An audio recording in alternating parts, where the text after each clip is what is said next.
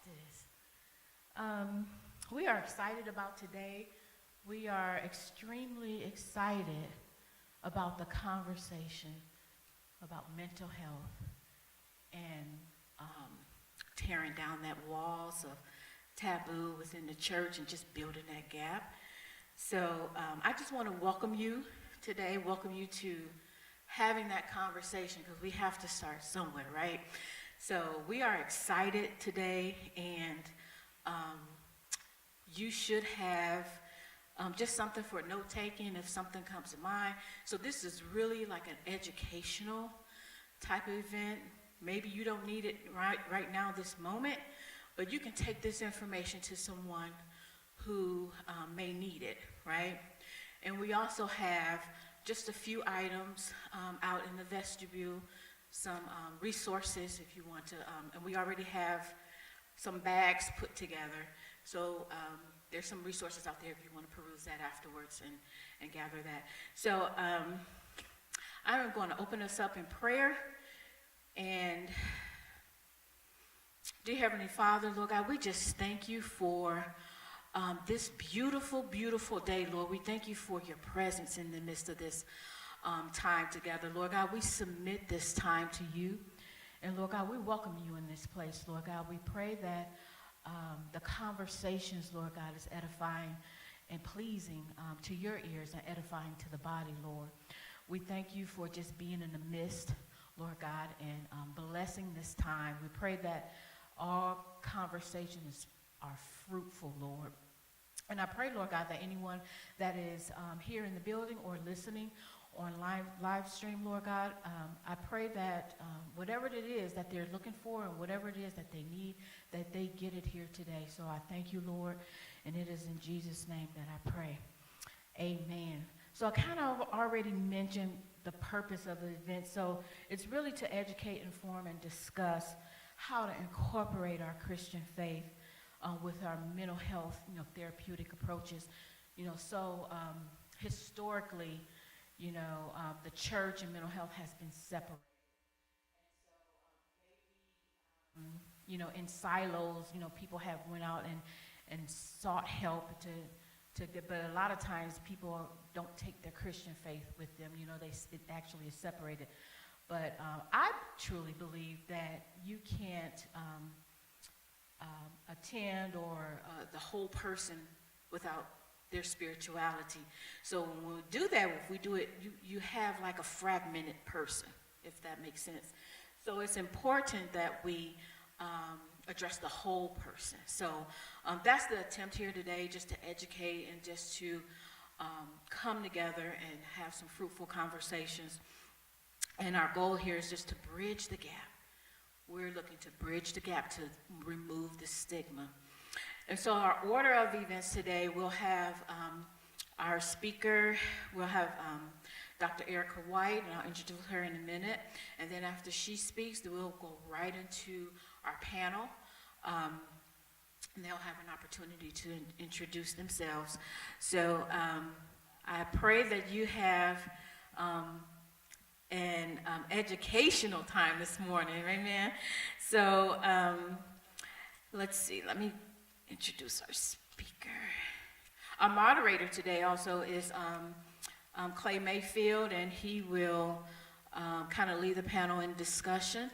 But our speaker today is Dr. Erica S. White. She is a licensed clinical psychologist with over 25 years of experience in the profession. She earned her Bachelor of Arts degree in psychology from Spelman College and her master's and PhD in clinical psychology from the University of Michigan. Over the course of her career, she has worked in a variety of settings, including college campuses, independent schools, and hospitals. She has also worked with a variety of people, including parents, students, professional athletes, mental health professionals. Currently, she is the Chief of Psychology at the Department of Veteran Affairs, that's the Tennessee Valley Healthcare System. And Dr. White and her husband and her two daughters have been active members of First Baptist Church since 2016. So if you all can join me in welcome Dr. Erica. And after her, we'll just move right on. Good morning. How's everybody doing today? Good, good. Well, I'm really excited to have the opportunity to kind of set the stage for our panel conversation, and that's going to be a lot of what we do today. But one of the things that I know as a former professor is that it's good to have common language when we engage in a conversation. So my job today is to just talk a little bit about what we mean by mental health, what we mean by mental illness. Maybe I'll do a little conversation with you all about why do we think it's so hard to talk about mental health in the church, and then really sort of shift into a conversation. Our team has worked together to think a lot about some of the common challenges or questions that we have gotten in our professional careers. There are ministers on the panel, there are mental health professionals, and so we think it'll be a rich conversation and a rich dialogue. And you know, when I think about mental health and mental illness, you know, they really to me are on like, you know, the flip side of a coin even sometimes, or maybe like a continuum where you have mental health on one end and then you have mental illness on the other end. But what we know about how that works is that over the course of our lives, we may be in different places on that continuum. And a lot of people don't understand that because the way that many of us who are not in the mental health field think about mental health is that it's something that's very scary. It's something that can sometimes mean that something is wrong with us. I think in the context of the church, when people struggle with their mental health, they often feel like it's a sign they're not a good Christian. They don't believe enough, that there's some fault that they have. And so as mental health professionals, I think it's important for us to have a conversation to really open that up and to educate people so that people can be free. Because I really believe in a lot of ways people, you know, having bias toward mental illness really can hold us back from being free in Christ. And I think that that's a struggle that a lot of people have, and so really want to open that up. So when we think about what mental health is, we really think about like emotional, psychological, and also social well-being. And mental health is really how we think, how we act, how we view ourselves, and also how we view the world around us. And I really like to think about it comprehensively. It's not just one slice, it's really all of those pieces together. You know, kind of our internal world, you know, kind of our self-talk, but also how we see and then relate to other people. When I think about like mental health and what are signs when I'm working with individuals and thinking about like, you know, sort of where they are they mentally healthy, are they not mentally healthy? I think about several things. Like one is, how does a person handle stress? Are they able to handle stress? I think we're all adults in here and we know life is full of stress. And someone who is mentally healthy can sort of move in and out of those situations. I also think about mental health as being mentally flexible. And when we talk about flexibility, what we mean is like being able to kind of, you know, shift and adjust. So for example, some of you all were here, the seats were different. Like 10 minutes ago, they were completely different. And then we like flipped them all around, and then all the speakers now have to then flip around. But everybody's calm. But somebody who might not be flexible might really be stuck in, well, you told me I was gonna sit in that spot on that side and now I can't figure it out. You know, when something happens that is not expected, somebody who is not flexible cannot shift very easily. I also think about a person who is mentally healthy being productive. And productivity can look different depending on your, like where you are in life. One of the things that we know about mental health that we don't talk about a lot is that mental health is important across the lifespan. So this means little children need to have good mental health. You know, your adolescents, adults, young adults, older adults. But what happens is that what being productive looks different when you're, you know, across the age span. So a child being productive, that might mean, are they able to, you know, get up, get ready for school, kind of listen to what adults and do what they're asked to do? Can they manage their emotions in an age-appropriate way? Productivity for adults looks different. You know, if someone is employable, are they doing something productive in that way, in service to you know, their family, in service to other people? Another one is self-confidence, and I say that, and I don't want people to think that if you don't feel great about yourself all the time, that it means that you have a mental illness, but it's just sort of an underlying sense of like feeling good about yourself. Also, ability to care for yourself and then also care for other people. And that doesn't mean that you have to physically take care of someone, but really just like care if something happens to someone, that you can connect emotionally to them, but also know what it means to take care of yourself. And so as a mental health professional, that can look very different. So, you know, you might have someone who has severe depression, and taking care of themselves mean, can they get out of the bed and shower regularly? Can they eat? You know, very basic things. But then when we're talking about mental health, it might be more advanced than that. But when you start to think about behaviors in people, those are the kinds of things that we look for. Also, a sense of spirituality, which I think is really important, and I think is one of the areas where the church and mental health have been like in different places. The history of the mental health field really was very separate from faith and spirituality and religion. Like when it started, a lot of the theories that they used were very individualistic. It was not about anybody but yourself and what you could do for yourself. And so this is part of the root of where the church was saying, that's not of God, you know, to solely focus on yourself. And so as we have, I think in the spiritual, like the Christianity, as we have sought to recognize the importance of mental health, we have began to, I think, integrate those ideas and recognizing that having a spiritual foundation, a spiritual base, also being connected to a community, which often comes from church participation and things like that, that also shows mental health. And spirituality and religion and religious participation may look different for different people, but it certainly can be an indicator of health. Respect for self and others is one that also I think is very important to think about.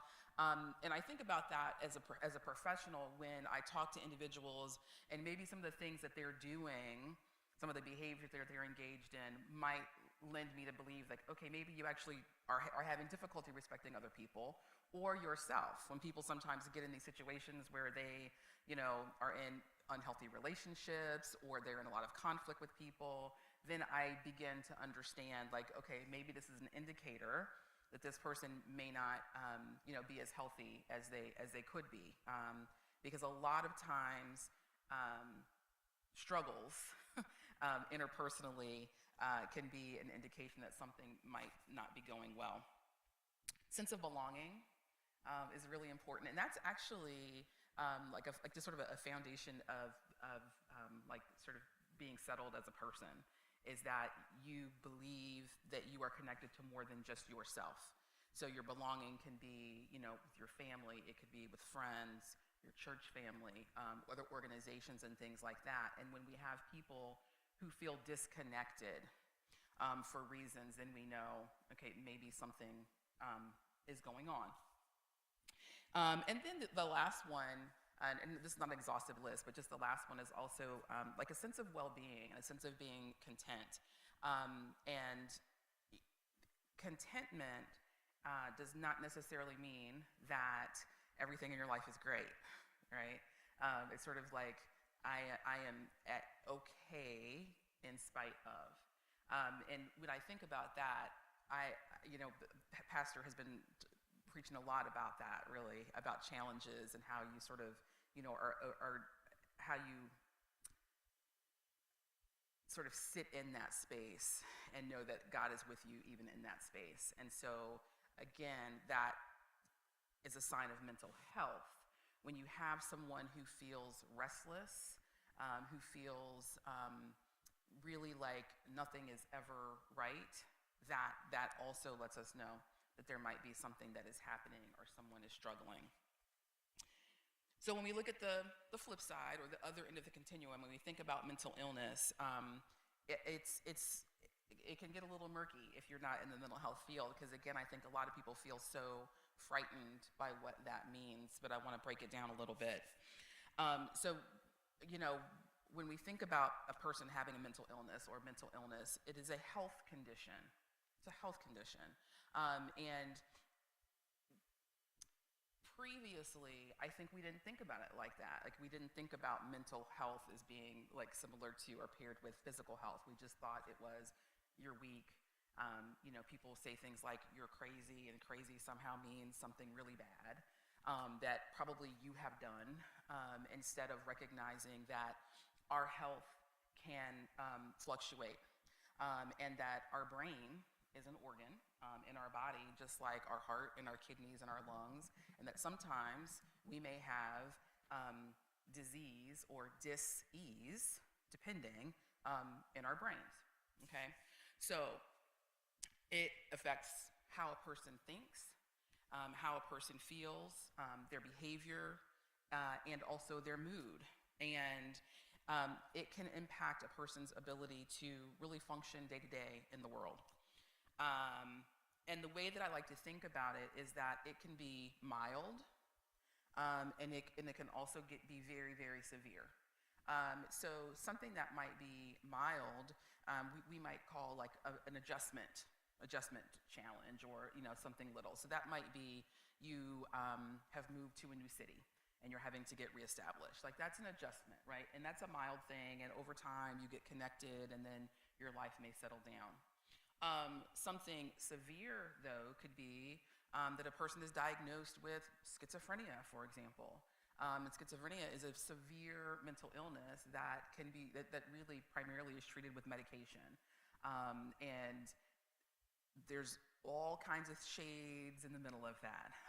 And so I think it's important for us to understand that if we struggle, that it is not a character flaw. It doesn't mean something is wrong with us. It doesn't mean that we're not a solid believer or anything like that. So signs of mental illness, kind of, if you think about some of the things that we talked about in terms of health, you can see kind of the flip of that, is that people pull away from individuals. Now we got it. Okay. Not my day job. All right. There we go. Okay.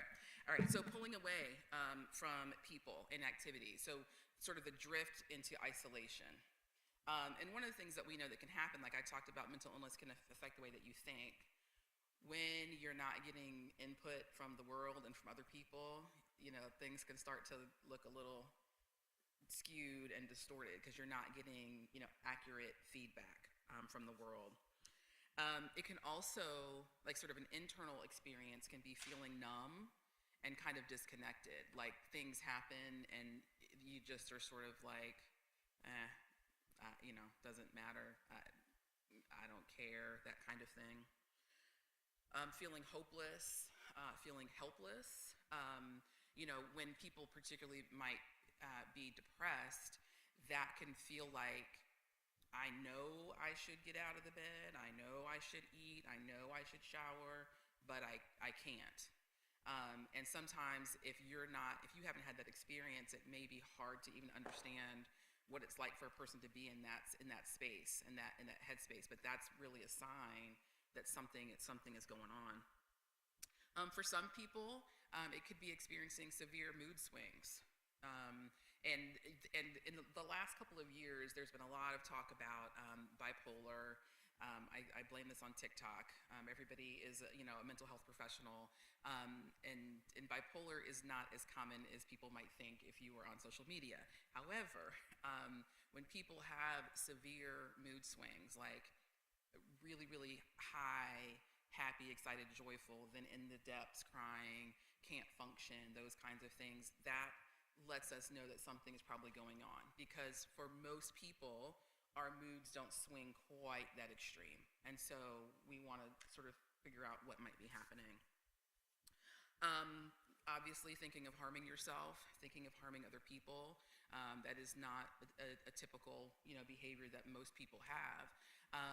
It is not a sign that, you are a bad person, or that you cannot get help, but it certainly is a sign that something that that the person should reach out. And then kind of going back to that sort of functioning, just sort of the inability to manage daily tasks. Can you, as an adult, can you get up and stay focused? Can you do what you need to do to get through the day? And so, again, if we think about our lives and we think about the experiences that we have, like if you just take 10 seconds and think about like what's going on in your life today, and then maybe think about from your childhood on up, there have probably been things that have been really hard. Can we agree? Has everybody had some hard things that have happened to them? Okay, so when we think about mental health and mental illness, some of us may not recover from some of those things that have happened. And so this can lead us to really thinking about, what does it mean to need help psychologically? So I think that some of our early conversations were thinking about at First Baptist that there are times when Pastor McCarroll will preach a sermon, and then something might prick your heart where you really feel like, oh yeah, I probably need to work on that.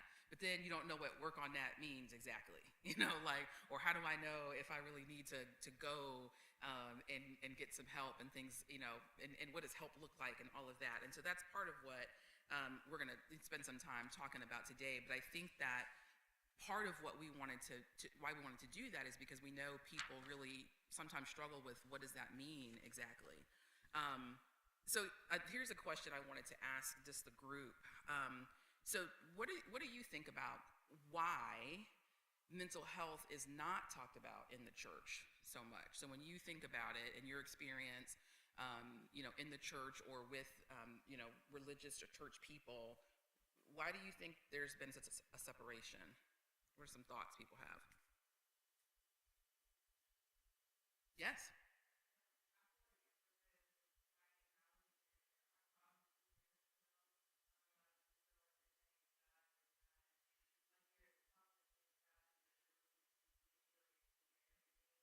Yes.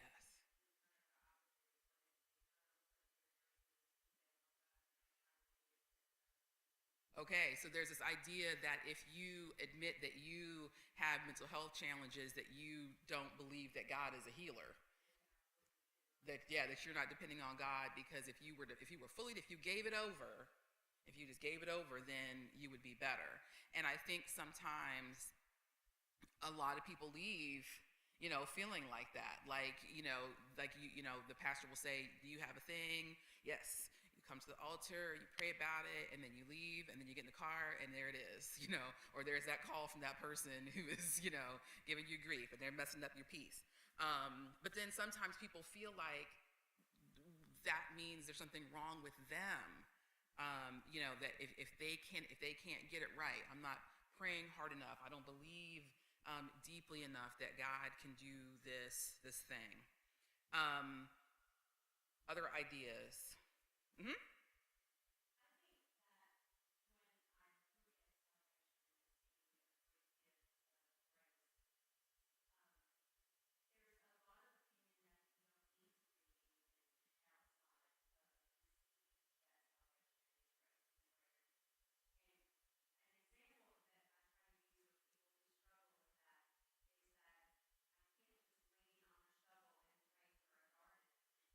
Yes. And do some things. Yes, I have a friend who says, "Pray and move your feet." Pray and move your feet. And so I think that's an excellent metaphor to use. I heard our mental health professionals like, oh, that's good. Let me write that down. Because I think that's and this is where I think sometimes the theology can get people stuck. And you know, if we don't know how to like study for ourselves or how to find answers, then you kind of get a little snippet and that's it. The other thing that I will say is, that, you know, having grown up in a military family in the church, I've been to all kinds of denominations all over the country, and that there just, you know, historically has been this sort of negative talk about mental illness. Yep. You know, and I think that sometimes when you hear things from the pulpit, it can feel like really like a sentence, like it feels deeper than if, you know, somebody else, just a friend, said it to you. You know, even the language that people use, like saying, oh, that's crazy. You know, and if you have someone in your family or you yourself have a diagnosis, and then you hear your leader saying, well, crazy people do that, and then you're like, wait, do I fall into that category? Like that can then create some separation. You know, and people again feeling like they're not good enough, and in some cases feeling like people just stop coming. Like that becomes a disconnect, because then you know, a lot of times if you are struggling, sometimes it feels like everybody knows you're struggling. So then that the pastor says, you know, something negative, and then you feel like they're talking to you, then you feel like, well, this is not the place for me. This is not my community, right? Like I talked about earlier, like feeling like you belong. I don't belong here because nobody else here, you know, struggles. So I think that can be really, really challenging. And then the other thing I think too is that, you know, there's that sometimes people feel like thinking about mental health is for somebody else. You know, it's for other people. It's a luxury to think about mental health, you know, and so like I don't have the luxury to do that because I've got to do this, that, the other, and the other, and that other, so I don't have time. And really, what ends up happening when we neglect our mental health and our mental well-being, we end up setting ourselves up for failure down the line, because we just cannot keep pushing and keep pushing and keep pushing.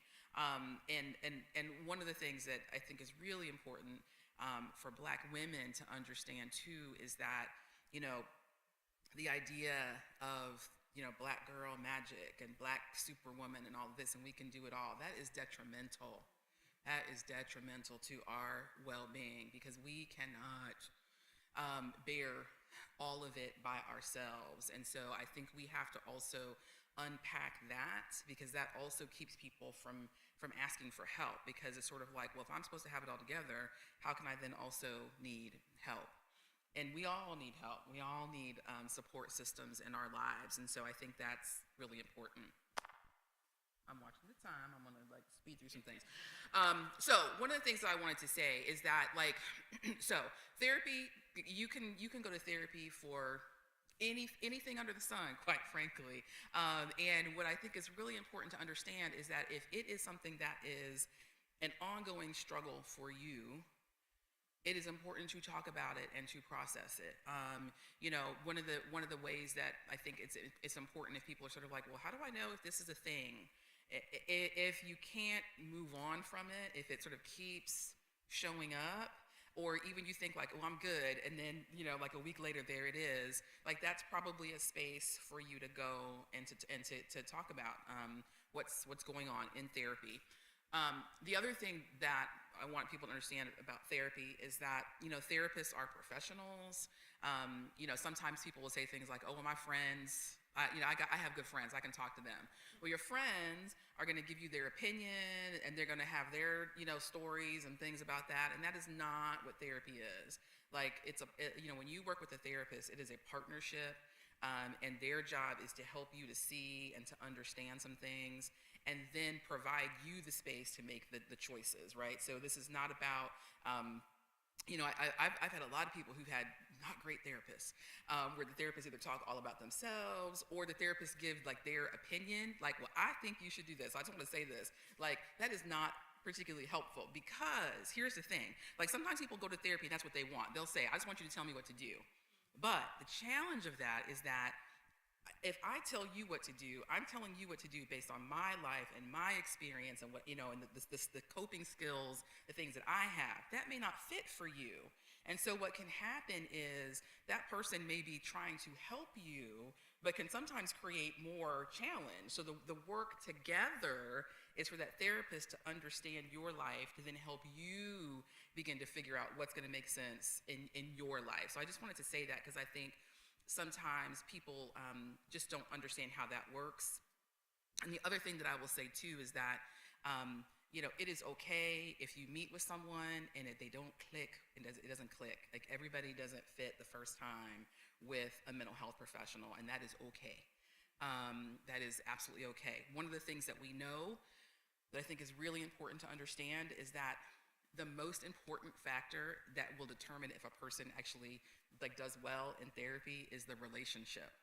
It's the relationship. So you can have people who, you know, I use this technique, I use that technique. Like, technique is important, but also it's the connection. Like, do you feel like that person sees you, that they respect you, and do you feel the same way toward that person?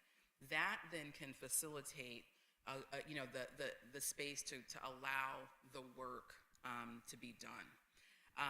So I just wanted to say that part, and what we're going to do now is transition into our panel, and we have some questions that our moderator is going to ask, and then we'll kind of have some more conversation about that. So I'm going to wrap up my part. Yeah.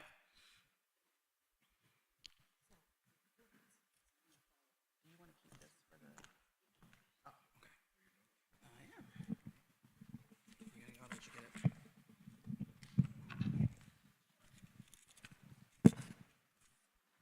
I am demonstrating my flexibility because I forgot where I'm supposed to sit. Everybody else got it right. Good morning again. Good morning again. My name is Clay Mayfield. I go to this church. I'm a deacon, and I'm gonna try to be I'm gonna try to be the voice of the people as we work through and talk with our professionals. We're gonna take this as a lazy river, but not in being lazy, but just in the twists and turns as we go through the conversation, right? And so with that, who got a mic? Let's start down there on the end with introductions. We're going to let you introduce to our panel. On the backside of this conversation, we're going to let them go through and give out their contact information so you guys can get that later on. But let's go ahead and go through introductions. Hi, my name is Rachel Marchbanks. I'm one of the ministers here at First Baptist Church, and I am a retired Army veteran, and I currently work with in like a peer support space with veterans, and I just come alongside them and help them and their families in whatever way that I can. I'm also a certified life coach as well as a board certified health and wellness coach. So in this particular space, I'm just grateful to be here, and I'm so glad that you all are here with us as well. Good morning. My name is Alethea Faison, and I am a marriage and family therapist, but I do support individuals, couples, and families. I am also a certified life coach. I'm also a minister here at First Baptist, and I have a private practice called Truth Therapy Incorporated. Good morning, everyone. I'm Francis Garcia, and I'm one of the program managers at TN Voices. I currently manage what they call the Behavioral Safety Net, which is inclusive of minorities across the state to ensure that they qualify for services around mental health. I'm also a veteran as well of the armed forces, and I do a lot of work in the community, and I'm also a Christian, first and foremost. As of 2019, I was baptized, and I'm always interested in learning how faith incorporates into the services that we provide in our community, because oftentimes we know that there's a lot of judgment that can happen in these spaces. So how do we bring the judgment down, and how do we uplift our community in ways that are beneficial and meaningful?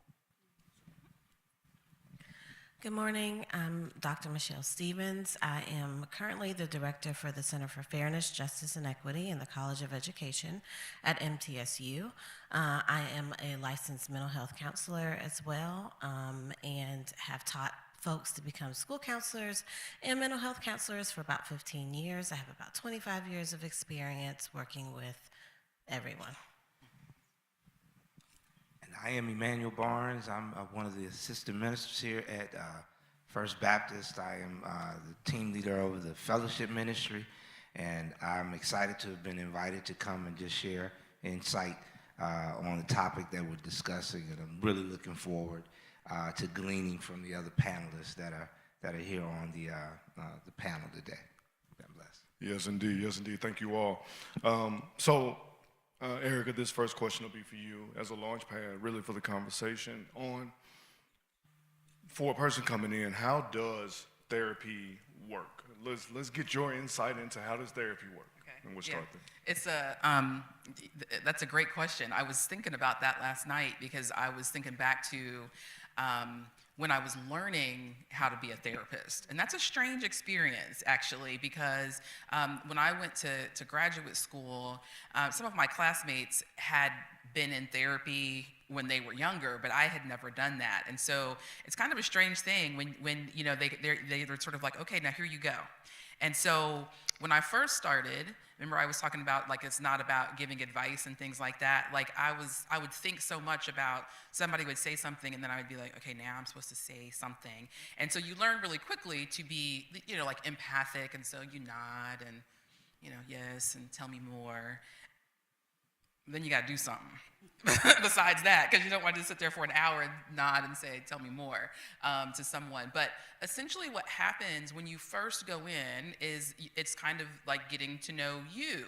Now, what feels different about that, though, is that the relationship is not, it's not like, you know, you're going to tell them all about yourself and then they tell you all about themselves. They'll tell you about themselves, but very, you know, sort of specific, related to like what's happening professionally, you know, maybe somebody's expertise. Like if a couple comes in, the person might say, I've worked with couples for X number of years, or this is, you know, how I can let you know or reassure you that I know what I'm doing. So typically the first couple sessions really are about getting to know you, understanding the problems, like how, you know, how did you get to this place, really understanding maybe your background, things that are challenging, and then you really start to do what we might call the work, which is, you know, perhaps the therapist will begin to ask you questions that might be more probing or a little deeper in terms of understanding. Like if you come in and you're having relationship issues, they might then ask you about your relationship history. Now tell me about this. Is this the first time this has happened?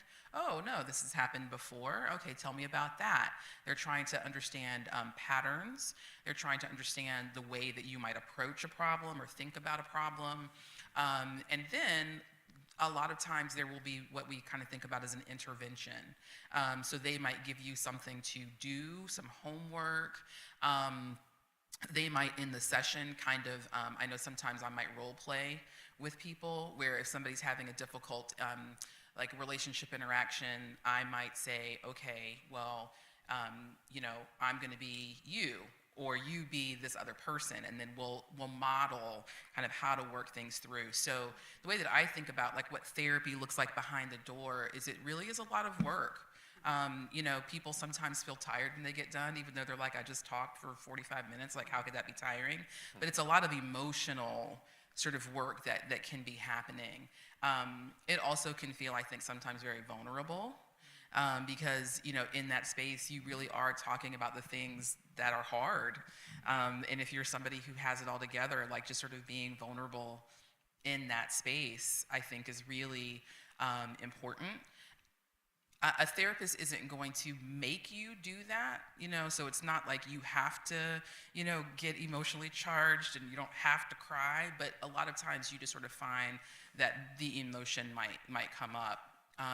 The other thing I think that therapists do is that they work to create a safe space that it just kind of allows you to let go and to let it go. And so, you know, I think the other thing that I learned very early on is that you know, it's okay to do that in front of someone, and sometimes it's easier in front of a stranger.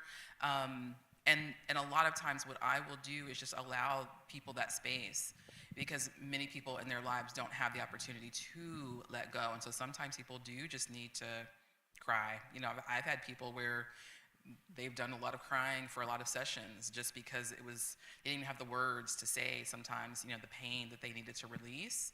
And so I will also say too, I think particularly as a Christian, that I think that sharing a therapeutic space with someone is sacred.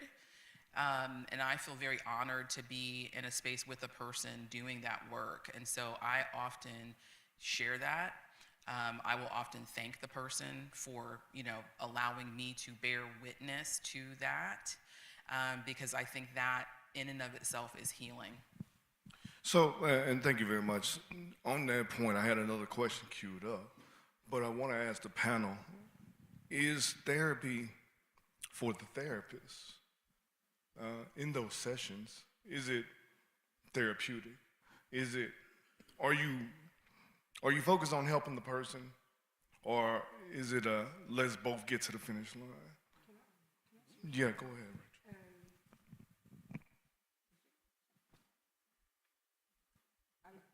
I'd like to share, and again, I'm not a licensed mental health clinician. In my role as a peer specialist, I get to, in my opinion, be more open in that space sometimes with the right patient, with the right client, right amount, you know, in a helpful space. And in that, what I've found is something that I describe as a healing wheel.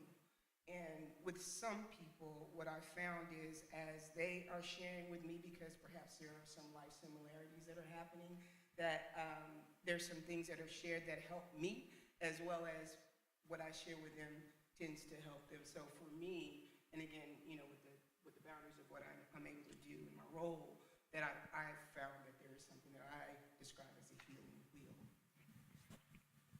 One of the things, Hello. So one of the things that I love the healing wheel. And as you were talking about the building with the relationship, another thing that happens is you come up with goals together, right? And so you have a plan. And so part of, for me, the therapeutic process as a counselor is seeing my client reaching their goals, right? And so it is helping them reach the goals. And that is rewarding to see someone grow. Awesome. Rachel, go ahead. The other thing I think, because, you know, sort of talking about maybe spaces where maybe the therapist, where it's not a good fit, I think might be if it does feel like that person might be getting a little bit too much out of it personally. So what I mean by that is, like, if the therapist over-identifies with you and they're sort of kind of using you to work on themselves. So what might happen, personalizing it. So what needs to happen is, if I'm working with someone and I feel like I'm talking too much and maybe too much about myself, or even if I'm not talking about myself, but I'm in my head thinking about or feeling really like, ooh, what I do is I talk to a colleague about that. Like, I take that outside of that person's therapy, because they're coming and they want me to be a professional for them. And so we are human. And so sometimes stuff does feel very relatable, but it's really our professional responsibility to focus on the patient, the person that we're with, the client, and to do our own work, you know, like outside with our own therapists, our, you know, the people that we have relationships with and things like that. From the other side of that, from the client's perspective, and anybody can touch on that, the professional responsibility, if that person is, I'll use this term, being worked in a way, you know, to for the therapist to get what they need out of the interaction, how does that person recognize that? And also from a responsibility standpoint, should the therapist say, you know what, I think this isn't a good match? Because we talk about, you know, it not being a good match from the client side. This is not helping me. I want to move on, but maybe I do like your company. Yeah. And maybe you can tell me this ain't it, you know. So, and if there's no, I throw a lot of questions that don't have answers. I throw grenade questions, so that's fine, you know. What's going on there? We got a question later on. We got a section later on for you. But if there's no comment, we'll leave it as no comment. We'll leave it as no comment. So, Yeah. I'm just looking at you because you haven't spoken yet. I feel like you have some wisdom coming out. So clarify the question again for me. I'm sorry. the question is about the therapist's responsibility to perhaps this interaction, our interaction is not, I'm identifying too much with you. We got too many similarities. Or, so the patient, the client, the therapist's responsibility to say, maybe this isn't a good match. Because we talk about it from the client side. But how much responsibility lays on this side to say, you should move on, let me give you another referral? Because I think we've reached, or we can't get to those goals together. So you're saying, what do you do in that situation? Yeah, well, not what do you do? Is it the therapist, does it happen often? Well, okay, with my experience, that's never happened. Because business is business. I mean, no, not for you, but I'm saying, but no, not for you. No, well, my heart is what's best for the client. It's not about me. It is about supporting the client and doing whatever works best for them. The responsibility on the therapist is to be present and support the person on their journey of healing and change. I haven't seen where a referral was necessary because, and I'm sure that it does happen. You've taken that client as far as they can go, and you know they need to be referred or terminate services, because the goal is not to necessarily stay in therapy for the rest of your life. The goal of therapy is to get the tools and strategies so that you can show up as your best self. Gotcha. So let's reset. Rachel, and for the entire panel, but Rachel, I want to start with, how do I, as a person, let's answer that question. How do I know, from your perspective, how do I know if I need to go to therapy? Well, I feel like sometimes what I'll say is that you know yourself better than I ever will.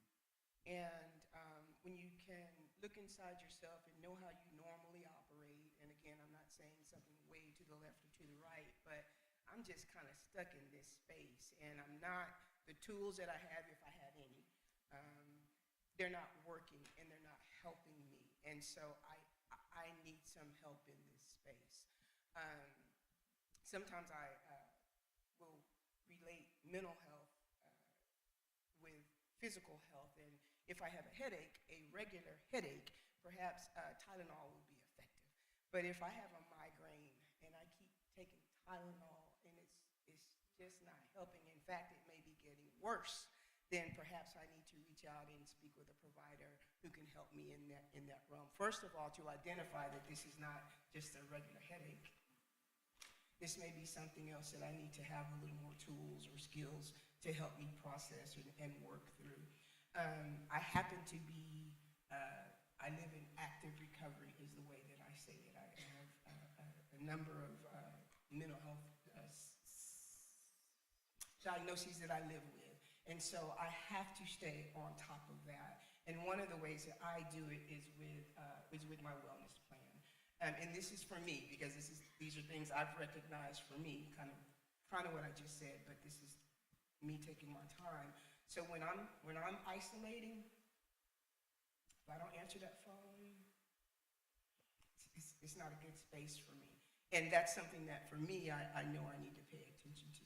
If I'm sleeping 10 hours a day, I barely want to get out of the bed, and when I do, it's really just to go in and get something to eat and brush my teeth and sit on. For Rachel, ding, ding, ding. And that's something I've learned from decades of paying attention finally to me. So what I would say again, just on a kind of general basis is, again, pay attention to you, be honest with you, okay? And then, am I in a space where, in certain instances, again, I'm not living, not necessarily optimally, but I'm not even living at my baseline right now. And another thing that I learned is, those people that are closest to us.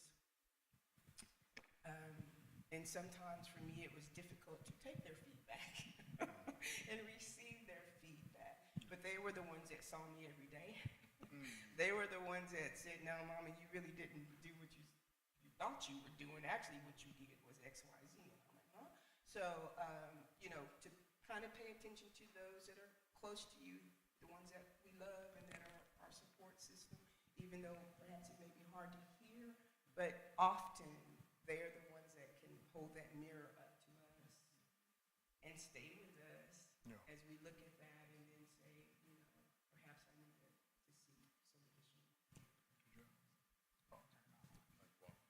some additional.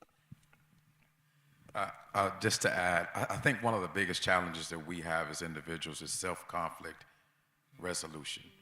If you cannot self-conflict and be hospitable to yourself, it'll be an opportunity to really look at some of those services in terms of counseling. I myself can speak from my lived experience with counseling, and I found myself in a space where I didn't know how to do self-conflict with myself. And I looked into those resources, and they were really helpful.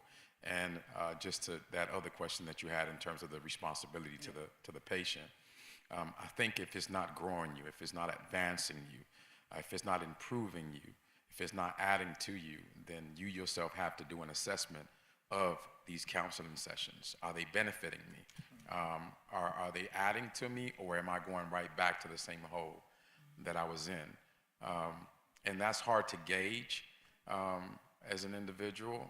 I think a lot of research and a lot of study has to go into learning these resources and having these sort of panels so we can be well informed and we can take these back to our communities, to our families, so we can be able to do the work. It's great. Another thing is oftentimes we think about counseling as doing it if something's wrong.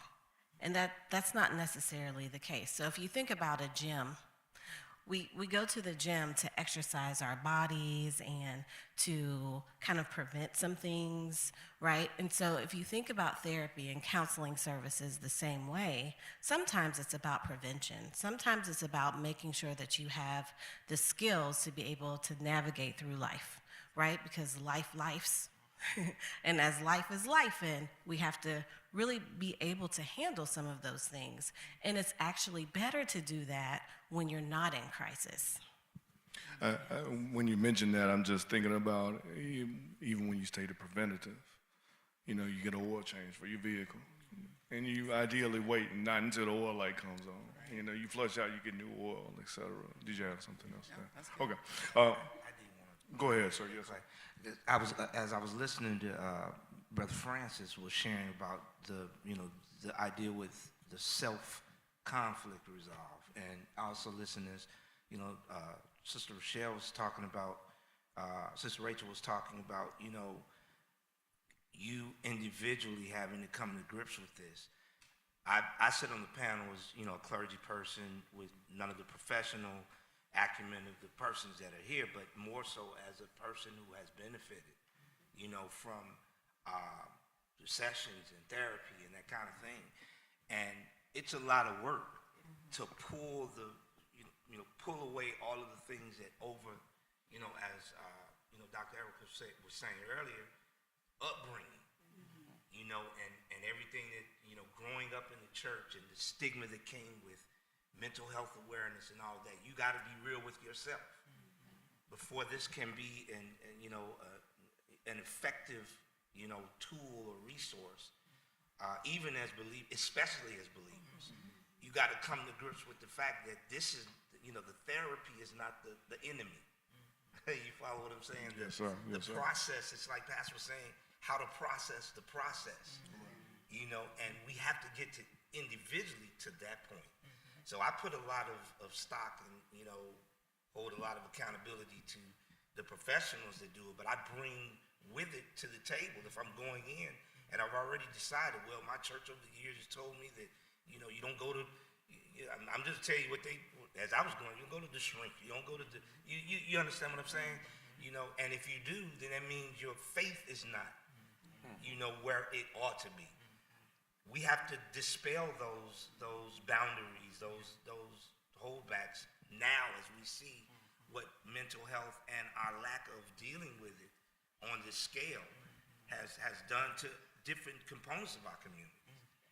Whether it be male, female, black, white, children, adults. It's time for us to address those things, and I'm happy to be here gleaning from all of this and getting all of this. Indeed. For free is a big thing. Is a big thing. This question I'll ask Alethea. This question was not on your list. This question was not on your list, and this goes to the whole panel. But I want to talk about, the reason that we're here, of course, is mental health. So, what's the panel's thoughts, beginning with Alethea, on mental health and when it entered the lexicon? It entered our lexicon. Became whether you call it a hot button topic, it became more widely discussed at some time frame. And I'm not asking you to peg down that part, but just as Brother Emmanuel was saying, it was taboo. It was taboo. I don't know if it's a younger generation that's pushed things forward, or if it's, I don't know if it's a generational thing or whatever, but just from mental health entering the lexicon, if you got any thoughts there on when it entered, how it entered, and how we proceed with these panels and things of that nature. So I think there's been a shift in the last 10 years and more of a focus on mental health. I think this generation has kind of brought it to the forefront, right? And it's more of a conversation for everyone.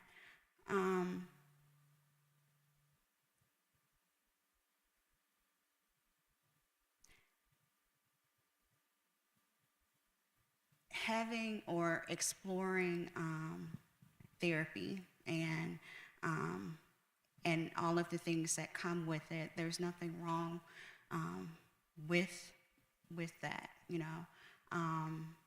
having therapy or having a therapist is positive, and it adds value to you. So the last 10 years sounds appropriate. It definitely sounds appropriate. And I think it's even turned up, as I look around, everybody here is breathing. There's nobody that's under 3 years old in here currently. So we all survived the pandemic, all right? We all on the other side of that thing. And I think the isolation with the pandemic, safer at home, and even going back, we'll go back to you with later on, but I know you deal with marriage. Pandemic, it's me and my wife, we in the house together. 26/8, right? And so you're learning things about a person that you was already tied to, right? And you get annoyed by things about a person, and these things can push a person a certain type of way. But and there's not even really a question, but I think the pandemic turned things up. I think social media, in this generation, when we talk about privacy, privacy is gone. Privacy is gone. People share every thought that they have. And so with this generation, that privacy, that taboo behind, hey, what I do is what I do, it's not there anymore. And the benefit is we talk about mental health more. It's more of a focus itself with that. So, Francis, I don't know if you had a comment to the previous, not necessarily. Okay, I apologize. Go ahead. I wanted to kind of talk a little bit about that and saying I think our understanding of the impacts of trauma has changed, even within the profession. And understanding that some of the things that we experienced before, when we talk about childhood experiences and things like that, even when we think about the way that we parent, it's totally different. I'm a parent of a 26-year-old, a 15-year-old, and a 14-year-old. And the way that I parented my 26-year-old is different than how I'm parenting now.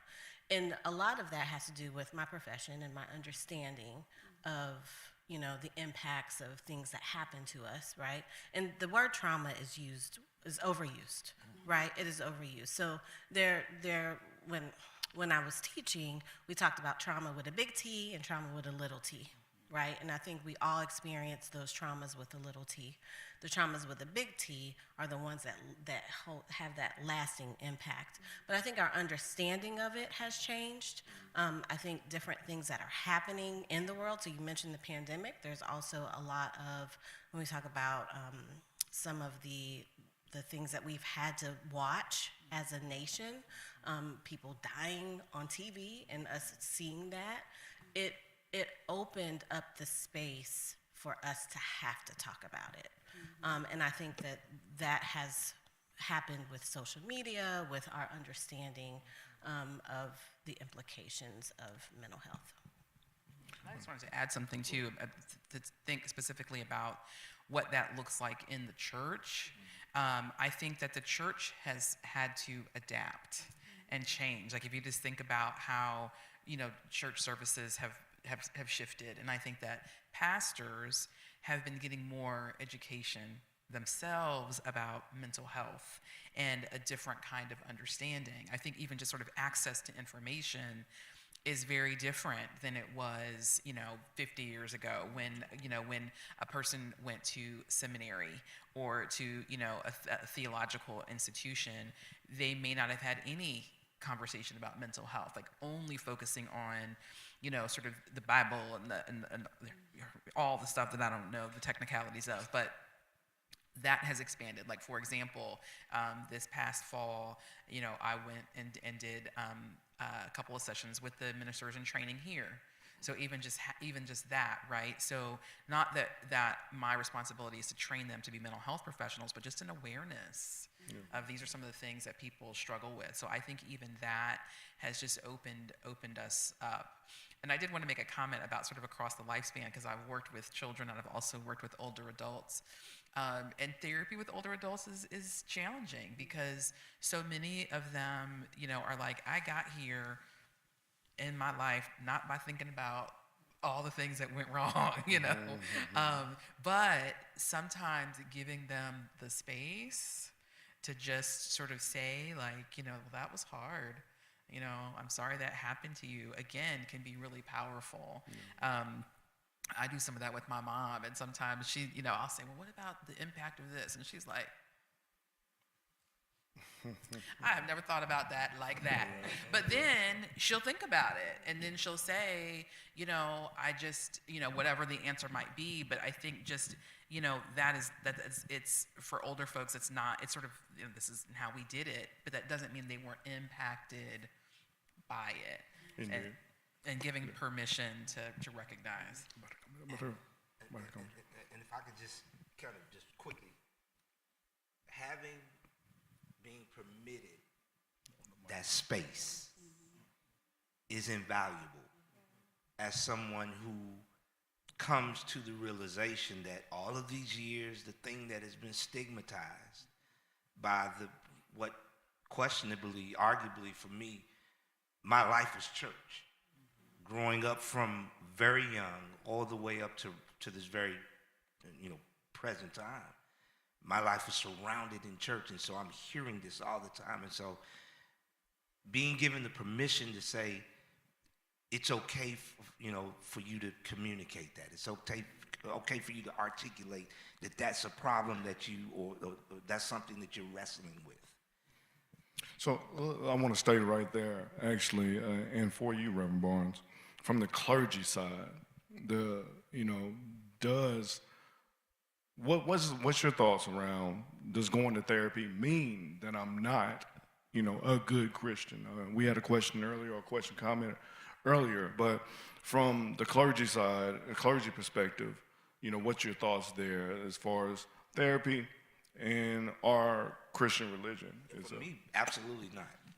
Absolutely not. But again, it comes as a result and a response to my journey, and having being delivered, as I said, out of that mindset that therapy is not something that you, as a minister, Dr. Erica talked about seminary. I'm a seminary, graduate, and she's right. I went through seminary maybe 20 years ago, and mental health awareness was that maybe one elective class or one, that hardly any of the people that came to seminary during the time that I was there, everybody tried to get there and learn how to preach, learn how to put it out there, all the ADR right and all of that kind of thing. But the thing that we weren't aware that was around the corner was these situations, COVID we talk about, the pandemic, and coming into the, COVID did not produce the mental health crises that we are currently engaged in. It escalated it. Yeah. It was there long before COVID. And so now what I see us doing here and what I see many other ministries and churches doing is eradicating that whole stigma around the importance and the significance of mental health awareness. I can't tell you how valuable just that one aspect of being able to talk about what nobody else around me at the time. Now, I'm an adult, but I've gone through all of this youth and trauma and different, situations going on, the war, all of that kind of thing that, I served as well. And finally, someone in a session is giving me the permission to say, okay, you tell me about what's going on with you. I mean, my personal family, it's not against them, but I'm just saying they're expecting me to be daddy and breadwinner and all of these things. And it's no wonder that we're seeing, the suicide rate amongst black men in this country elevate to where it is, because so long we've been pushed to hold this place that we got to be strong, we got to be all of these things. And we haven't had the room, the permission to do that. So no, I absolutely see the benefit of therapy, and it does not take away. In fact, it enhances my Christian witness. Understood. You got some plans? Yeah, this past summer, last year, we were able to partner with several different churches across the state to host what they call youth mental health first aid trainings. And the churches open up their doors because all of our systems are seeing the impacts of mental health after the pandemic, especially our school systems, and the children that we were able to get back were not the children that we had before. We're seeing a lot of issues around truancy. We're seeing a lot of issues with violence amongst teens. And we're watching this stuff play out on our national TVs. And the church is always a place. There's a church on every corner. We live in the Bible Belt. So we have to do something as these churches, no matter what your denomination is, because in these pews, there's a teacher, there's a principal, there's a doctor, there's a counselor. We're all seeing it. We're all watching it play out. And if we keep stumbling over the same rock and we don't move the rock, we're always going to find ourselves stumbling ourselves. And our children are broken. Our children are broken. If you take some time out to look at some of the current national rates in terms of suicide and in terms of mental health diagnosis among teen girls and amongst young men, we're in a crisis, honestly. A lot of the work that we do across the state is to do that education, and a lot of our programs are free at TN Voices. We've been around since the 1980s, and it's to work through a system of care to improve those systems. But I would say that the church is really taking a lead right now in a lot of areas, especially with clergy. When you talk about clergy have some of the most poorest health and death rates, physical and spiritual and mental health, because they're dealing with a lot of this stuff that walks in through these doors. So my hat's off to you as a clergy, but we want to continue to advance this work forward through the churches. Francis, is there anything else because I did want to turn towards the youth and that integration itself with, with mental health awareness, I mean, is there anything else to maybe add on to that in the integration and weaving in and out, both church and let's call it the outside world, dealing with the mental health, Well, crisis? one of the spaces that, when I come into spaces, the first thing that I look at is who's in the room. That's the first thing I look at when we're talking about youth. A lot of what we do has to do with youth. And when I don't see youth in the room, I'm like, hey, we don't have our audience. We don't have our audience in the room. And or let's have one of a youth or two youth be part of the panel where they can contribute and provide feedback to us, because we think that we're doing it the way that it should be done, but their feedback is pivotal for us if we're going to improve that. How do we integrate? We start by doing this and being more inclusive of them. And we start being more inclusive of the systems that are addressing their needs. And we need to speak back to those systems for those systems to understand that there's a need that they might not see. Again, going back to that training.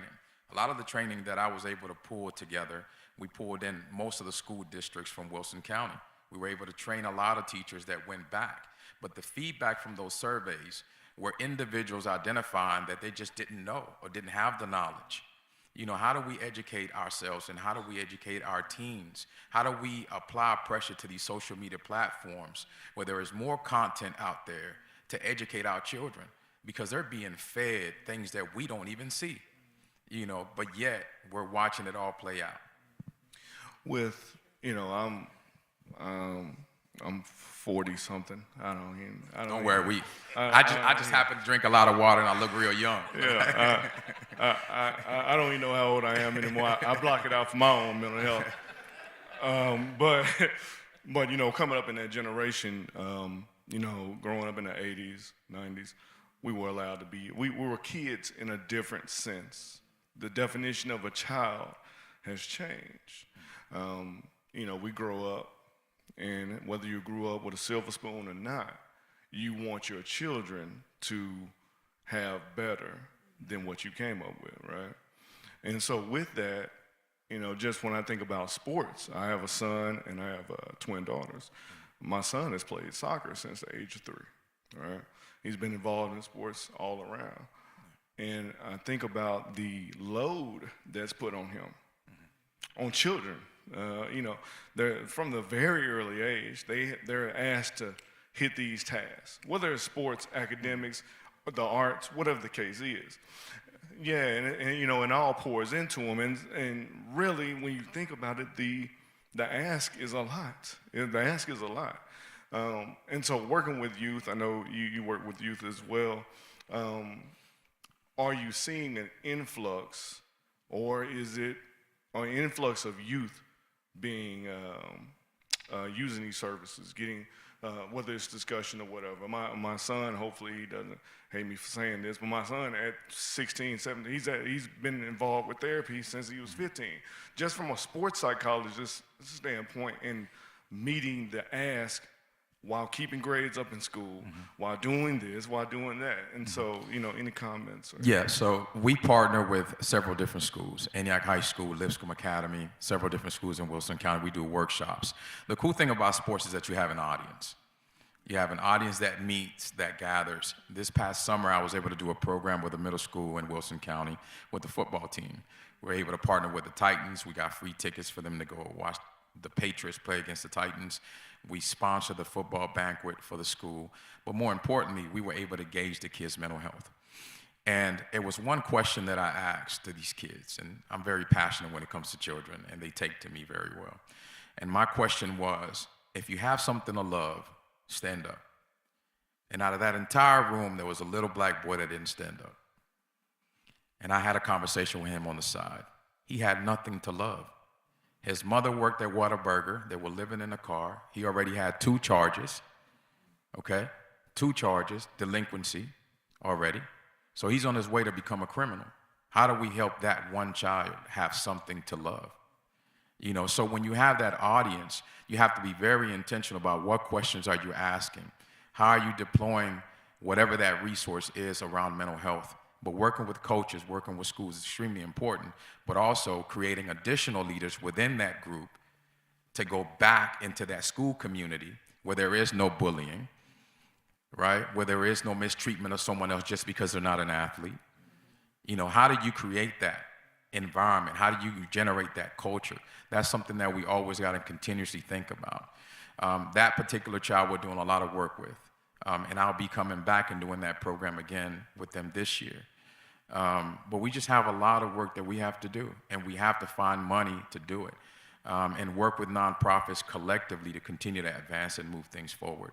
But when it comes to kids and these workshops that I've been able to do personally and hearing their feedback, they're well equipped, but how do we allow that to be released into some other kids? Because I'm telling you, when these kids stand up and they're talking, they're articulate, they're intelligent, they're resourceful. A lot of them understand the definition between mental health and stigma. A lot of them do. How do I allow that child to be an ambassador for the church? How do I groom him not just to be a minister and a pastor, but fully equip them across the board? That's important for us to think about. Indeed. Yeah, go ahead. Yeah, and I just wanted to say too, I think that it's important for us to listen to what they have to say and not shut it down, because I think, to your point, they are articulate. Like I think about my daughters. I have an 11-year-old and a 15-year-old, and they'll say, you know, they have the mental health language. I am anxious about this, and I'm, you know, and at first I was like, well, no. I mean, okay, and again, I'm a mental health professional, so I should not be saying no. But I'm like, is it really anxiety? I don't think so.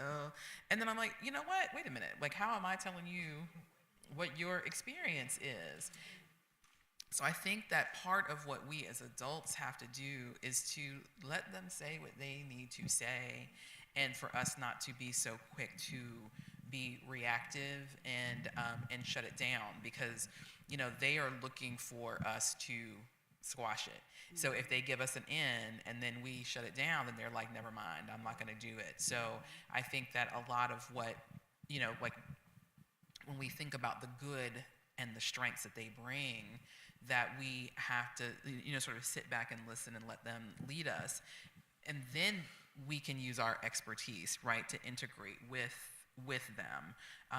But it's very different. And generationally, you know, we were not taught like to like, you know, when I grew up, my parents listened a little bit, but not in the same ways. Like my kids talk to me all the time, a lot about a lot of things, and sometimes I'm like, "Ooh, this is a lot." But I realize it's their generation. They think a lot. They have very like sort of full, like, you know, like inner worlds that they want to share if there is someone there. So I have just really learned to just sit and listen, be present. Yeah, ooh, and believe, because they speak the truth in ways that we were not taught. Yeah, and we just have to keep a sense of urgency and not stop the search of urgency. I know that I have a sense of urgency as I prepare to be a father June 12th, and my wife happens to be in the audience. Congratulations. So, you know, when I think about being a father, it's just a lot that comes into play as I go into these systems. So we just have to maintain a sense of urgency. This is not something that we pick up and we put down, because our children are at risk. Yeah. Rachel, you had a comment. I'd just like to add something quickly. I know we've been talking a lot about adults, and it seems now we've turned over to teens and kids. But I heard something some years ago. I want to say it was from Toni Morris, and she said, "Does your face light up when your child walks in the room?"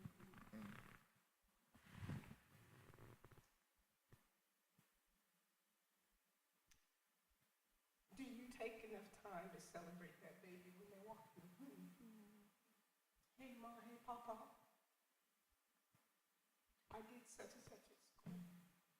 Or do you just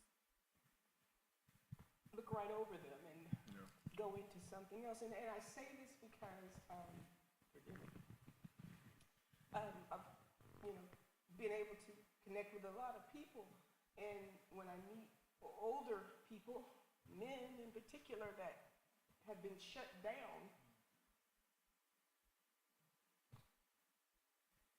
when the tools that they did learn when they learned to speak, it's not kind often. It's coming at you and I'm going to say what I have to say. And of course, that doesn't necessarily make for the best of conversation and interaction. So my question to you again is, does your face light up when your child walks in? Beautiful. If it doesn't, I encourage you to pay attention to that. Your child, any child, any child. Because, and I'm saying this because I don't work in these particular areas. I'm so proud of what I'm hearing on the stage, but I come in contact with kids. It's beautiful. Beautiful.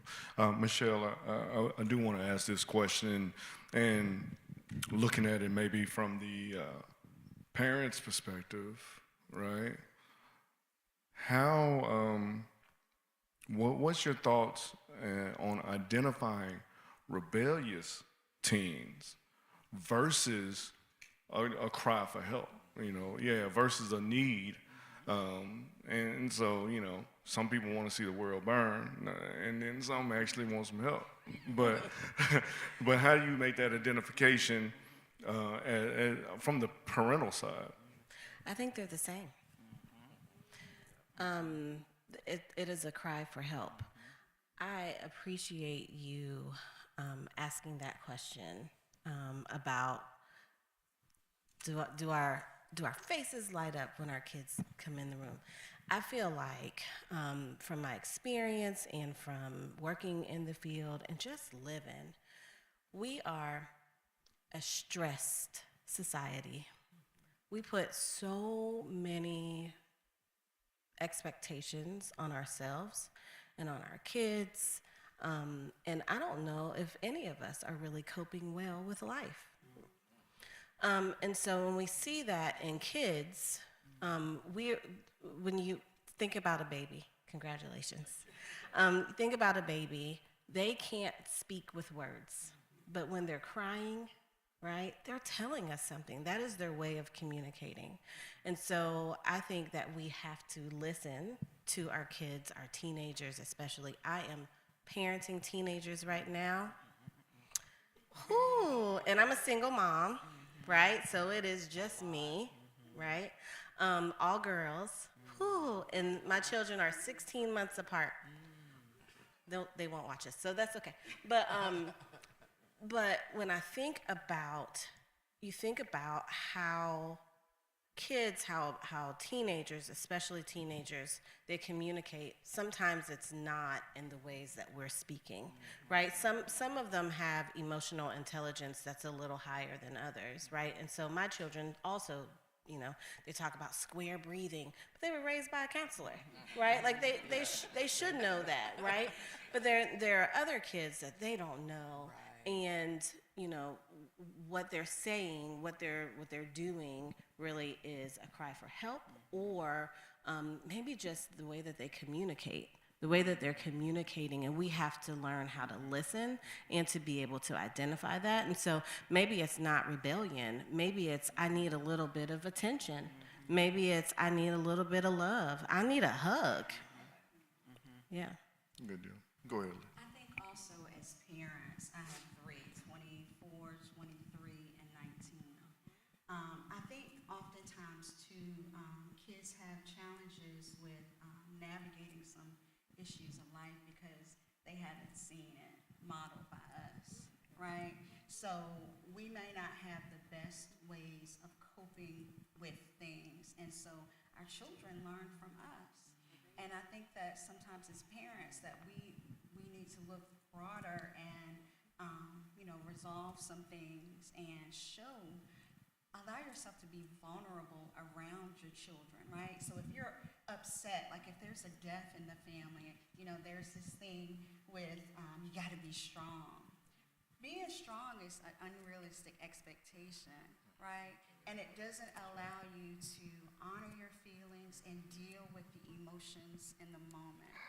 But how awesome would it be for us to kind of model that for our children, and so they learn how to navigate that well. Thank you. I just want to add to that because I think that's a great, sort of piece to put together if you think about like, when do I need to go to counseling, right? So you have a rebellious child, and then maybe their behavior is stirring some stuff up in you, you might need to focus on you first, you know, to kind of figure out like where is that coming from. And I think when you see a child who is angry and wants to burn it all down, there's something deep that has happened. And again, that comes back to the importance of listening. Maybe they need to try to tell us something. Maybe they've been trying to tell us something and we've been shutting it down. And sometimes the things that they want to tell us, we may not want to hear. And so the dynamic that can sort of get set up in that behavior can really be their anger at us because we're not accepting them, because we won't believe them. And so I think all behavior tells us something. And so if you have a child who is acting out that way, there's something. And then there's the ones that are the quiet ones who we never see. There's a lot of times something going on there too. So it's just being present with the gift of who they are, and also recognizing that, you know, sometimes when our kids hit certain ages, it brings up stuff for us. So like what might happen is you had something happen to you when you were, 12, and then your kid hits 12, and then you start just not being able to cope because you're worried that what happened to you is going to happen to them, or you see some of yourself in them, or things like that. There's always work that can be done, and sometimes we don't know these things.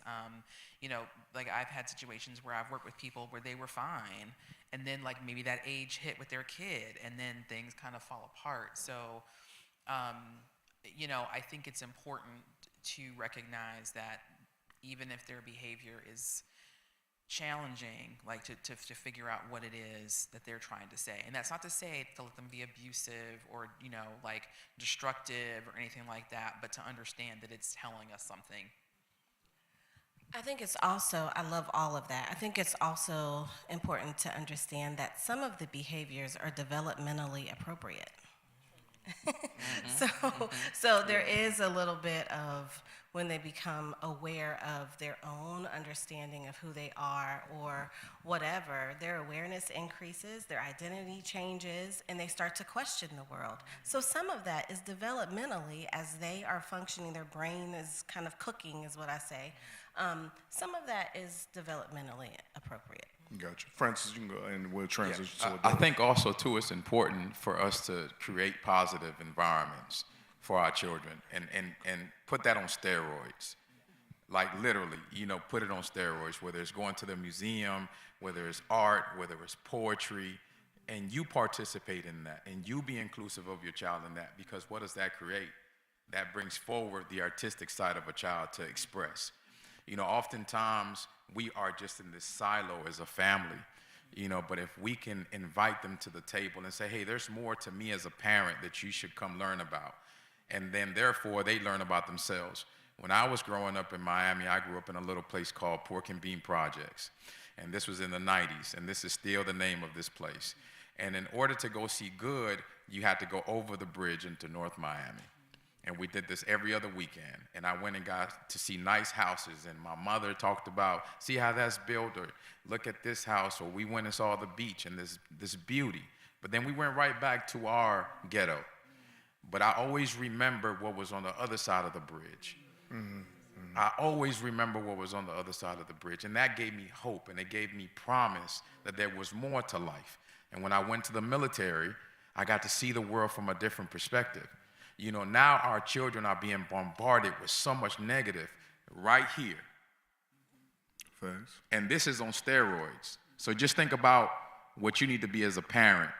And I'm talking about a mother that didn't speak English at all. I'm Latino Hispanic, and I speak both of the languages.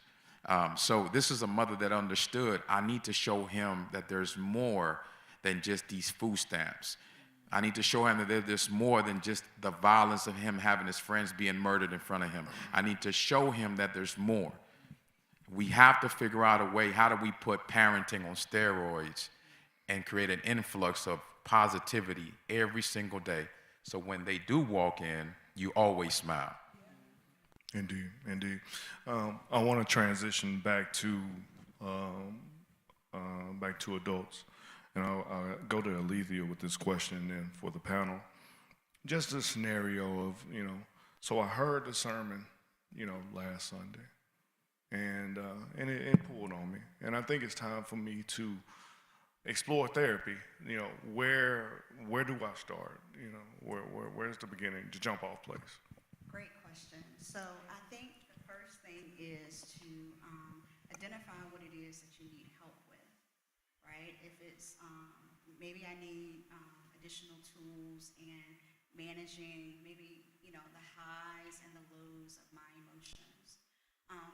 Then next, I think that you should decide what your preferences are. Do you want a male therapist? Do you want a female therapist? Do you want someone who's Christian-based? So you need to know that. And then I think that you can go online, and you can find a therapist. Psychology Today has a list of amazing therapists. I'm part of something called Clinicians of Color. And so if you're looking for a specific type of therapist, you can go there as well. So I think knowing what it is that you want to do the work on, deciding what your preferences are, and then doing the research. And I say have an open mind going into this, right? This is something that you've never done before, and so just be open. And also, let me speak to the fact that I see this a whole lot. When you start therapy, we talked about there has to be a therapeutic alliance, right? There has to be some chemistry. And so if you do decide to go to a particular therapist and there's no connection there, you have the right to look for another therapist. Like, you are not tied to that. And I hear so many times that they felt like they couldn't. They didn't know they had the freedom to do that. But you get to decide, right? What it is best for you. Thank you. Let's plug on that. So for y'all that don't know, the state has released sponsorships specifically for those practices for the most vulnerable areas across the state of Tennessee. They're given upwards of $50,000 through the Behavioral Safety Net program. So I really want to encourage, because we have a lack thereof of minority psychiatrists, therapists. We don't have enough across the state of Tennessee. So therefore, the governor just released that funding through the Behavioral Safety Net. So we want to get that out to the universities for those students that may be interested in applying for those awards. Thank you. I heard a statistic just last week that the need is so overloaded. And so I listened as Dr. France was just sharing about that, these resources that are being made available. I also want to stress that because we're having this conversation in this panel and this discussion, and the question is I heard the sermon, and I feel like some things in my life maybe that I need to seek therapy. We have to make it more conversational, more okay within the pews. I heard another stat just about 2 months ago that 1 in 4 Americans at this present time is experiencing some degree of mental health crisis. If you have a room of 300 people, 400 people, that means 100 of them. And in the silence, much of it is in the silence of just, I've been brought up this way and this, that, and the other. Once we come into the awareness, we have to be willing to take the next step. That's what I see this being, the next step. The beginning of a few more next steps, but getting us to the place of wholeness. What better place to address and in many ways resolve these mental health issues than in the place that we serve as ambassadors to the love of God? Yes, sir. Believers understanding where mental health awareness, the role it plays in our society, and doing what we need to do to make certain that we can prevent those kind of suicide numbers with our youth, or with, problem youth, or as they call them, problem youth. But understanding that the greater problem is that, there's been a disservice because, we haven't given them room. We haven't, we don't brighten up when they come in the room. That struck me heavily, Yeah. I've got 7 kids, and the youngest is about to graduate high school in 3 years. I know I may not look it, but I can tell you, I was the adult that was strong and stern, because that was what I was brought up in. Yeah. But the difference that could have been made, I talked to my second oldest son just before I got here, and I was telling him about where I was coming, and he works for FEMA now. He just went on full-time for FEMA, and in spite of how that was, and he probably got the brunt of it, in spite of how that was, he came up with this sense of wanting to help people. And now he's doing it, with his employ. But I thank God that he was able to recognize, even though you were hard on me, Pops, even though you were hard on me, I know you understood what he's actually my nephew who lost his mother, my sister, when he was 18 months old. His sister was 7 years old. And so we took them in, my wife and I, and we raised them. Yeah. God bless you. And all of the challenges that come like that, this is an important and a relevant discussion that we're having today. And I cannot overstress that. And I thank God again for this panel of professional people that are up here who love the Lord. Yeah. Yes, sir. And they're bringing this from the perspective of their Christian walk, their faith connection. Yes, indeed. Thank you. You had another comment. Rachel, I'm going to come to you next. Yeah, I was just going to say, I love psychology today. Love it, because you can go in and it's almost like shopping for a therapist. The other thing is that therapy, counseling has become more accessible.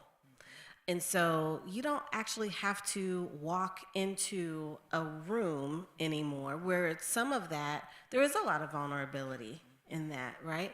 You can actually do therapy, which some people might say it's not as effective. I have done it, and it is amazing.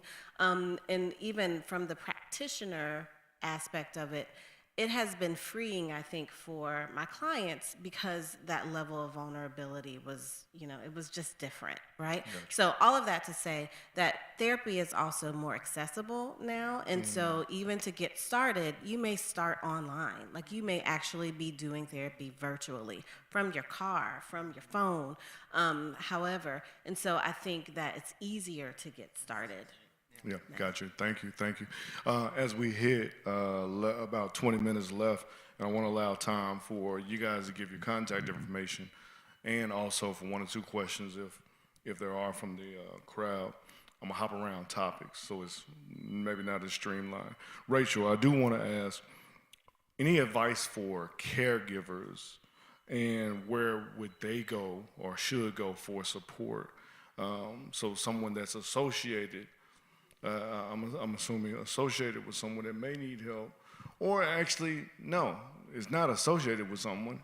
It's I'm a caregiver and I need the help. Yeah. So. Thank you for asking that question.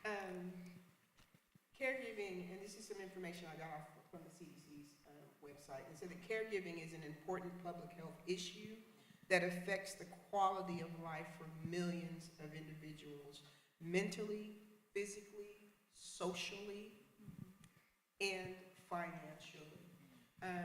Most of us, probably all of us, have been on a plane, and one of the things that they give us in the safety brief is, if you have a young child with you and those oxygen masks drop, you are to put your oxygen mask on first, so that you can be nice and oxygenated and you can assist the child. I think that what may happen with someone that is in a caregiving space is that they may not realize that their own health is deteriorating, their physical health is deteriorating. I think there was an increase in strokes and I think heart attacks that was listed in particular, as well as sleep. Sleep deprivation was huge. So one of the things that I would encourage you again to do is, if you're in a healthcare, a caregiving space, first of all, believe it or not, find a way is the way that I'll say that, because that's really what has to happen, is find a way to pour back into you that self-care. If it's getting, some spaces you need respite care, if those organizations are available, or if there's another family member that can step up. Sometimes we need to ask and be open in that space. Right. As well as organizations that may be local or regional, to include going online. And there's some other organizations. And again, all this information that I got on this particular question was from the CDC's website. What I did want to share was being in this space personally when my mother was having a health crisis with diabetes and heart disease. We were with her actually as she transitioned on.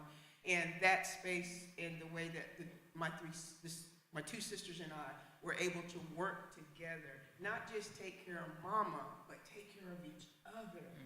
Like, go to dinner, get away. One of my brothers would come down just to give us a break, because it wasn't just the physical care that was going on with her, the wound care and all that stuff that we had to kind of be on top of, but that was my mama, And with 8 children, we all see mama a little different. And so, we have to find a way, and I encourage you to find a way to, again, if you are the caregiver and if you are in connection with a caregiver, if you can be that soft space for them, if you can give them a break, if you can go for a walk with them. Everybody may not want to eat all the time, but maybe we just want to go for a walk or come over and sit, sit with me while, the patient is going through whatever that they're going through. That just may be a way that we can, first of all, connect with each other. One of the other things that I'd like to touch, and in my opinion, it goes with caregiving, is sometimes when a health crisis is on board, isolation kind of sets in. You'll be on the sick and shed in list, of course, that's being announced, but sometimes, after that initial brouhaha, then, some isolation sets in, and it's very important, I think, to stay connected as well as we can. And again, that may very well be in an online space, people that don't really know you, the things that you want to share, but there's a commonality of some sort that may be beneficial, so that may be helpful. I just wanted to say go ahead. specifically for mental illness, that NAMI, it's the National Alliance for Mentally Ill, they are a great resource for family members. So, earlier I talked about, like, if you have somebody who has severe mental illness, and you're a caregiver, the stress just takes on a different level, and that they have support groups of people who you can just sort of sit with and relate to, and that sometimes, that can be hard, but having a common, experience, like someone who says, I too have a family member with severe mental illness, can really be validating and just kind of help you just find that space to inhale and exhale. So that's a resource that is free. And that, there are groups that meet like at churches and around, and also virtual groups. Non-family with family. Yes. Gotcha, thank you. To Rachel's statement, part of my own story includes in 2020 I had 2 strokes, and one of them was a major stroke where, for 2 weeks I was in the hospital. I couldn't talk, I couldn't walk. The only person I allowed in was really my wife and the healthcare professionals, because it upset me to not be able to talk. I was communicating with the nurses by writing and text messages, and so the depression when it's difficult when you're in that hospital bed, For me, I'm looking at people I didn't necessarily want. Able-bodied people coming into that room, walking all around, dancing. Look, I can't do that right now, y'all. So, and for 2 weeks, I didn't even see my kids because I couldn't talk, and it just upset me so much. And so, for people in those scenarios, I think the hospital itself does a great job in dealing with the now. This brother just had a stroke. Let's treat this. Let's get him. But what's going on up here? And maybe they'll ask the questions, but you're under constant monitoring and care, so the worst of the worst is probably not going to happen from a mental health perspective, but that does come up, and something still to deal with, just the depression in those times. Luckily I've recovered somewhat. I've recovered, but some others don't, and so those issues can kind of linger, and mentally they can turn some gears backwards. Maybe I'll just use that term. Go ahead, Francis. I think that's where going back to the sense of belonging, and I think that's where being part of a faith-based organization and or a church is so vital. Yeah. Because that gives you strength when you're laying Yes. there. I know I've been there, I had back surgery. Yeah. And my mind, of course, did that, but my faith base Turned activated. Prayer activated, God activated. And if you don't have that, that's where that self-conflict resolution is really tough. Yeah. But if you at least have that foundation to say, you know what, I know who my maker is. I know who's keeping me. I know I'm going to be healed. Come on. I know that I can make it. I know that I'm worshiping the right one. Yeah. And here you are. Well, here I am, and in that, and Emmanuel, I'm gonna come to you, but in that, because you're preaching right there, all right? Don't you get me started now. There's several moments when I'm in that bed, and I know that prayer works, and I'm laying there, and I know if the Lord wanted me to go right then, I got nothing to complain about. I'm thankful for everything up until that point. And sometimes in this crazy world, I got crazy coworkers.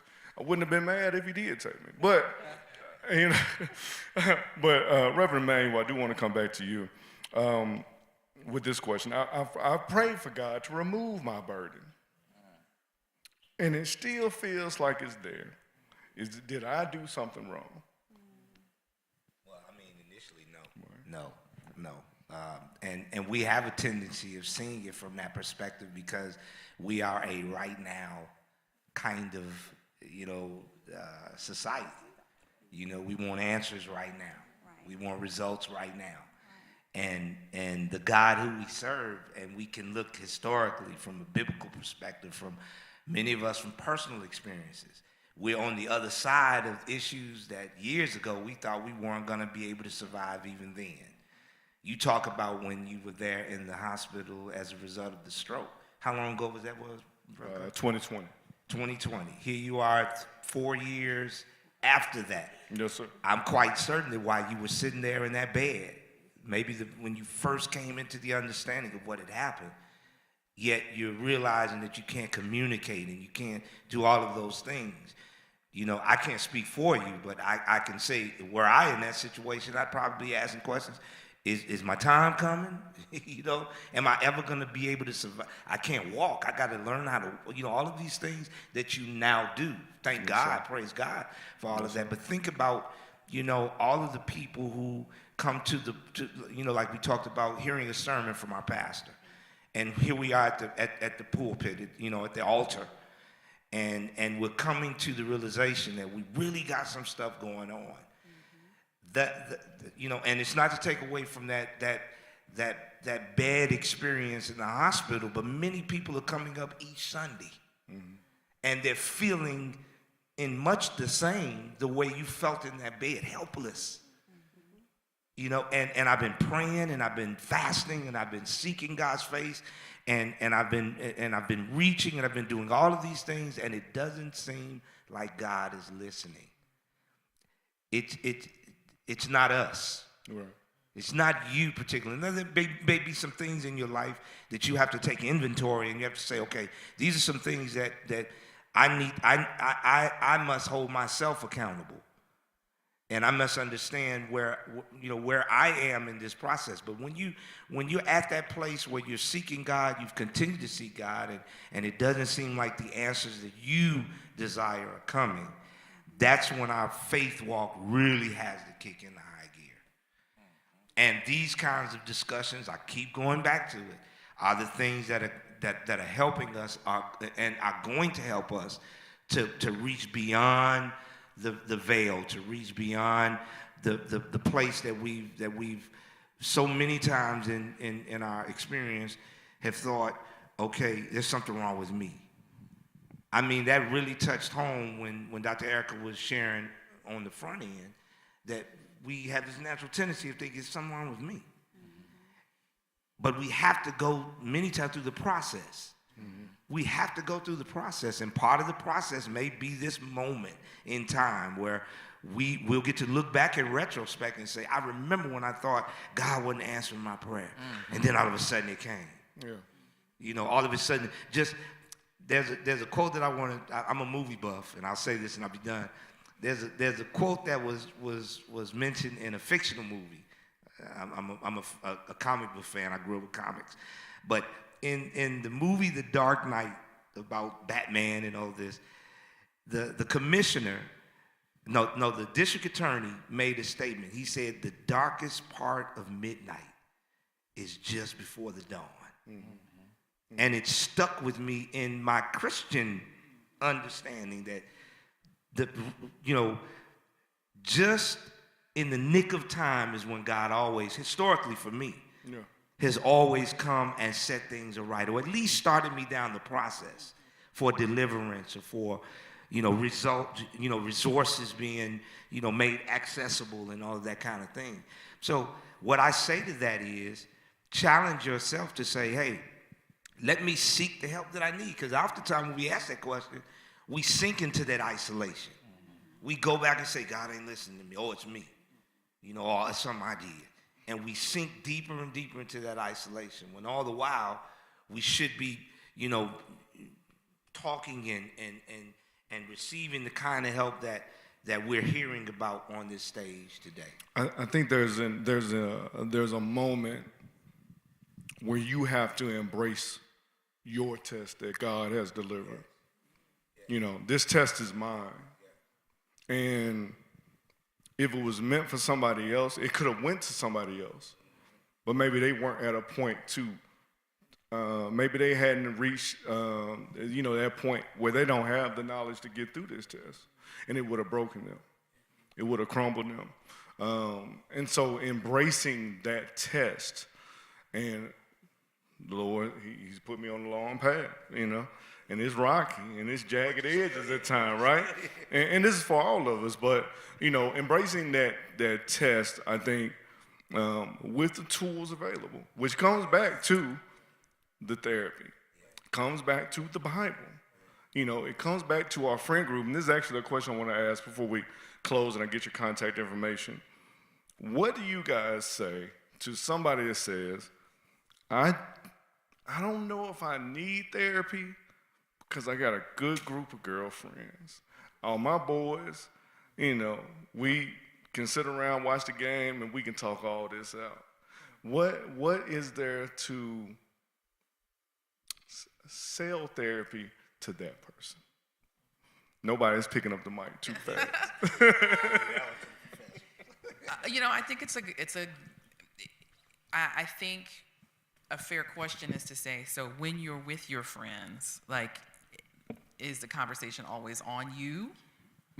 Is it that you keep going over the same thing over and over and over again? Is there, resolution? And again, I think there's a place for friends. And because your friends are going to be the ones who can, hype you up and, all that kind of stuff. Sometimes the advice is good, sometimes it's not so good.